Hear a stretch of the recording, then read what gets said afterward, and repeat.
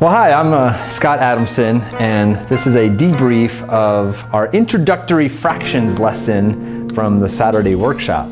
And to just debrief and to remind and review the ideas from the fraction part of the workshop on that Saturday, we're going to use the car problem, the famous car problem. Suppose that $6,070 is 5/7 the price of a car. What is the price of the car? And the purpose of this problem at that moment in the workshop was just to give you the opportunity to try to express your solution and use the way of thinking about fractions that I was trying to promote at that moment.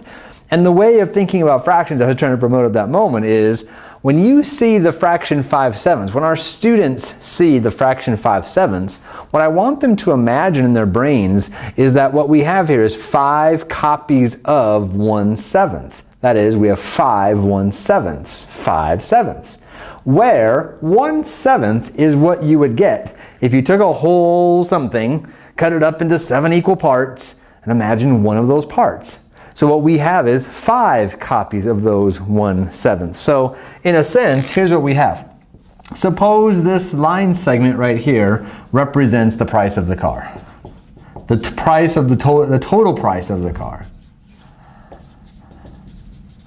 What we're imagining here is taking the total price of the car, cutting it up into 1, 2, 3, 4, 5, 6, what is that? 1, 2, 3, 4, 5, 6, 7. I did it! 7 equal parts. At least imagine that those are 7 equal parts. And for the purpose of this problem, 5 of those parts, so 1, 2, 3, 4, 5, this much right here is $6,070. Yeah, $6,070. So, one approach that some people took was to imagine if 6,070 is 5 1/7, well then what would 1 1/7 be? So there's 1, 2, 3, 4, 5 1/7. So if I took my 6,070 and cut it up into 5 equal parts, that is divide. So if you took 6,070 and divided it up into 5 equal parts, I won't bore you with all the arithmetic here, but this comes out to be $1,214. Therefore, this 1/7 is $1,214. This 1/7, etc., etc., etc. Each one of these 1/7 represents $1,214. Well, notice how this little line segment and this thinking just gives the students a tool by which they can figure things out. See, often students come into problems like this and the best they can do is maybe how to remember something. Well, how did the teacher show me how to do it? And they'll try to remember something. And my point is, there's nothing to remember. It's just, this is a tool that we use to help us make sense. So we imagine a whole, price of a car, we imagine cutting it up into 7 equal parts, we imagine we have 5 of those parts, each one of those parts is $1,214, and we need 7 of those parts total. So if we took the 1214 and multiplied it by 7, and I don't remember what this one comes out to be, so I will bore you with the arithmetic details. So let's see, 28, that's a 9, that's a 14, so $84.98. I hope I did that right. So the total price of the car then would be $8,498. Now all kinds of, in my opinion, interesting things emerge out of this. For instance, we said 5/7, 5 1/7, yet 5 copies of 1/7. Yet what we did first is we divided by 5. And then it's 5/7, yet we multiplied by 7.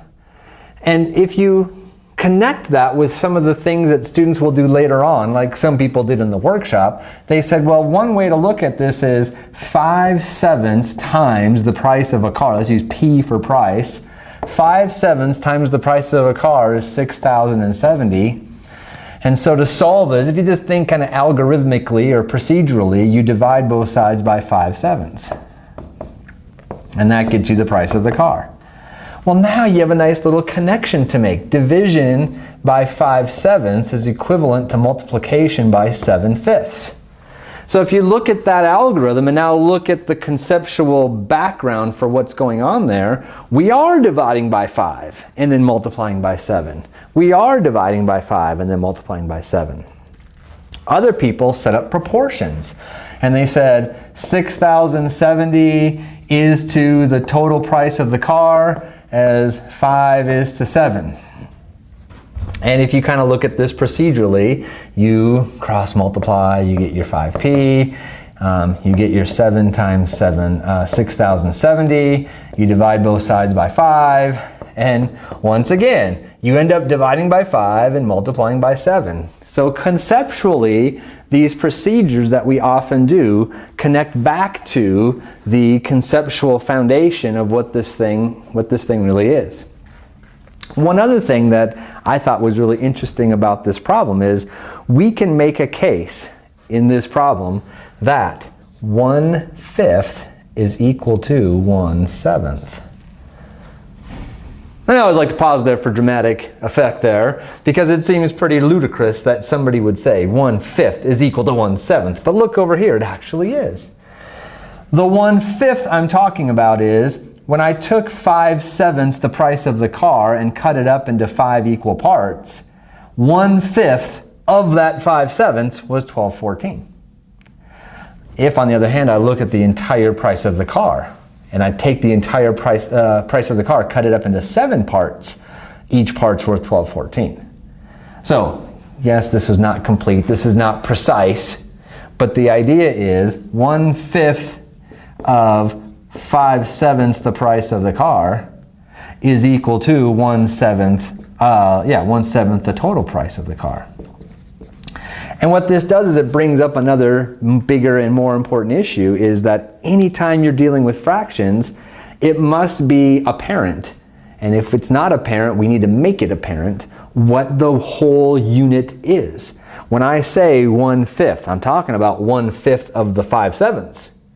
Or if I'm talking about the 1/7, I'm talking about 1/7 the total price of the car. So we need to be very explicit and clear what the whole represents.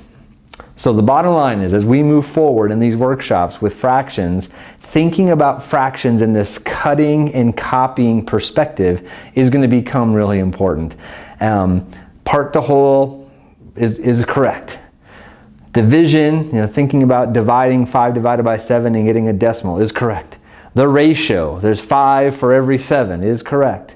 But to add to those notions of fraction and to have a more robust or more complete understanding of fraction, we should also have this cutting and copying. 5/7 is 5 copies of 1/7, where 1/7 is what you would have if you took a whole something and cut it up into 7 equal parts.